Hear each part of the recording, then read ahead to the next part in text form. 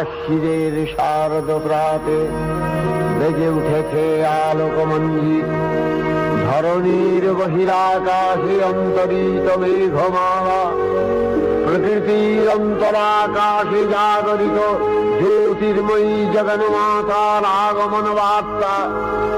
আনন্দময়ী মহামায়ার পদধ্বনি অসীম ছন্দে বেজে উঠে রূপলোক ও রসলোকে আনে নবভাব মাধুরীর সঞ্জীবন।